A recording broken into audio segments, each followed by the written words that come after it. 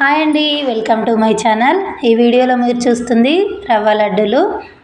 చూడండి ఎంత బాగున్నాయో, జ్యూసీగా.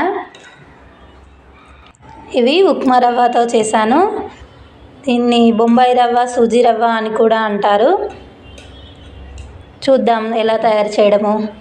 ముందుగా ఒక కడాయి పెట్టుకొని స్టవ్ ఆన్ చేసి ఆ కడాయి హీట్ అయిన తర్వాత దానిలో నెయ్యి వేసుకోవాలి. నేను ఇంట్లో ప్రిపేర్ చేసిన నెయ్యి వేసుకున్నాను. ఒక 2 టేబుల్ స్పూన్స్ వేసుకున్నాను.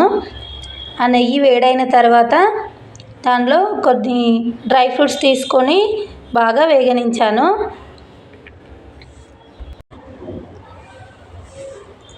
అవి కొంచెం వేగనివ్వాలి. వేగిన తర్వాత వాటిని ఒక బౌల్లో తీసుకొని పక్కన పెట్టుకోవాలి.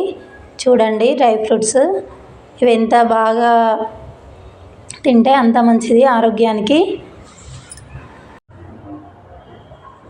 ఇవి ఒక బౌల్లోకి అయితే తీసుకుంటున్నాను.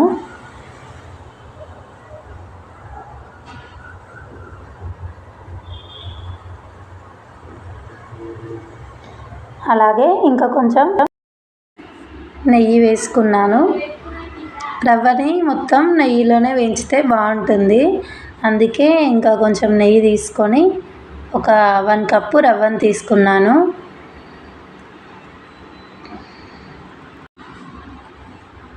కప్పు రవ్వ వేసుకొని బాగా వేయించాలి.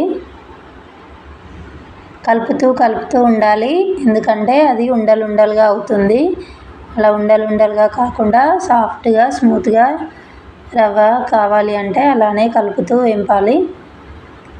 చూడండి కలుపుతుంటే కొంచెం కలర్ కూడా చేంజ్ అవుతుంది. అలా ఉండలు లేకుండా సాఫ్ట్గా అయ్యేలాగా కలపాలి.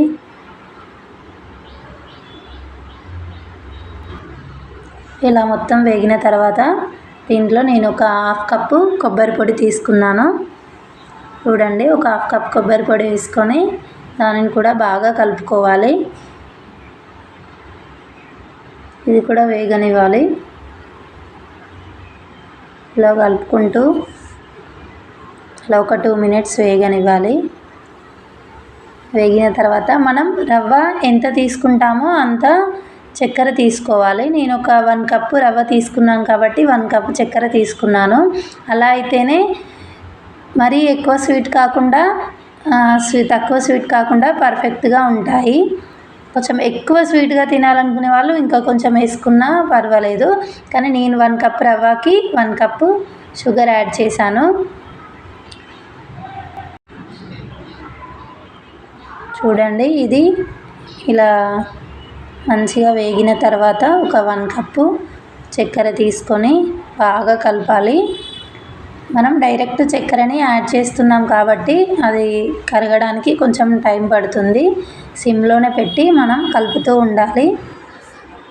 మనకి కొంచెం చక్కెర కరిగింది, కొంచెం మెత్తగా అవుతుంది అనిపించినప్పుడు మనం ముందుగా వేపుకున్న డ్రై ఫ్రూట్స్ వేసి తీసి పక్కన పెట్టుకోవాలి. కానీ చక్కెర డైరెక్ట్ వేయచ్చు, చక్కెరని మిక్స్ చేసి పౌడర్లా కూడా వేయచ్చు. కానీ నేనైతే డైరెక్ట్ వేసుకున్నాను. కొంచెం టైం తీసుకుంటుంది. అలానే కలుపుతూ చక్కెర మొత్తం కరగనివ్వాలి. మనకి ఇలా కొద్దిసేపటి తర్వాత చేంజ్ అవుతుంది. చక్కెర కరిగిన తర్వాత ఇలా కొంచెం మెత్తగా అనిపిస్తుంది. అప్పుడు మనం డ్రై ఫ్రూట్స్ వేసుకొని బాగా కలిపి పక్కన పెట్టుకోవాలి. కొంచెం వేడి తగ్గాలి. వేడి తగ్గిన తర్వాత మనం ఇట్లా ముద్దలుగా పిసకడానికి చాలా ఈజీగా ఉంటుంది కదా. చూడండి ఎంత బాగా అయిందో.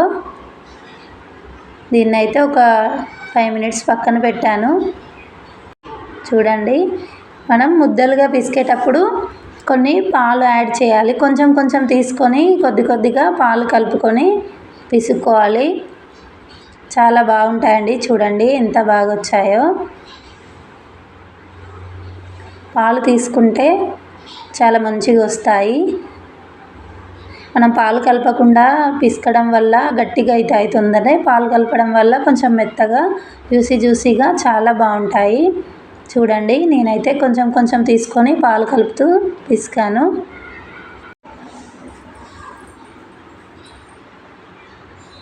ఇలా ఒక్కొక్కటి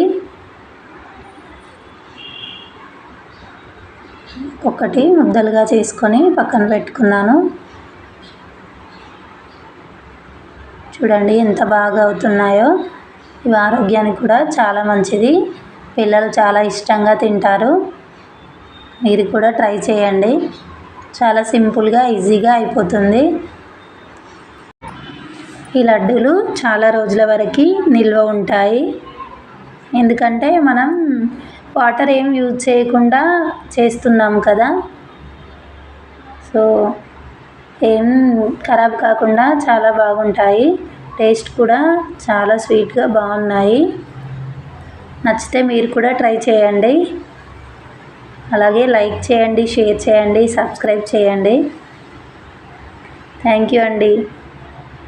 thank you for watching this video. ఫైనల్గా రవ్వ లడ్డూలు కంప్లీట్ అయ్యాయి.